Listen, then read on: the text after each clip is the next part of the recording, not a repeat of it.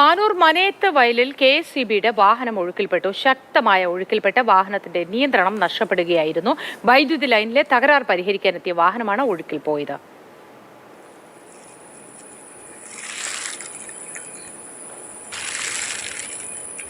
വിവരങ്ങളുമായി ഫെലിക്സ് ചേരുന്നു. ഫെലിക്സ്, വാഹനത്തിലുണ്ടായിരുന്ന ജീവനക്കാർക്ക് പ്രശ്നങ്ങളൊന്നും പറ്റിയിട്ടില്ലല്ലോ? പെട്ടെന്ന് തന്നെ രക്ഷപ്പെടാൻ കഴിഞ്ഞില്ലേ?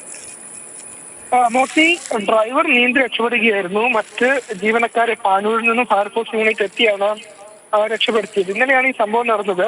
പാനൂർ മനയത്ത് വയലിൽ ഇത്തരത്തിൽ വൈദ്യുതി ലൈനിലെ തകരാർ പരിഹരിക്കാനായാണ് ഈ KSEBയുടെ ജീവനക്കാർ ഈ ജീപ്പിലെത്തിയത്. ആ സമയത്ത് വലിയ രീതിയിൽ വെള്ളമുണ്ടായിരുന്നു. പക്ഷേ വലിയ വെള്ളമുണ്ട് എന്ന് ഇവർ പോലും പ്രതീക്ഷിച്ചില്ല. ഇത് അനുമാനം ഉണ്ടായില്ല. അങ്ങനെയാണ് ഈ റോട്ടിൽ കൂടി ഇങ്ങനെ വാഹനം മുന്നോട്ട് പോയത്. ആ സമയത്ത് വലിയ രീതിയിൽ വെള്ളം ഉയർന്നു. അങ്ങനെ ഒഴുക്കിൽപ്പെടുകയായിരുന്നു KSEBയുടെ വാഹനം.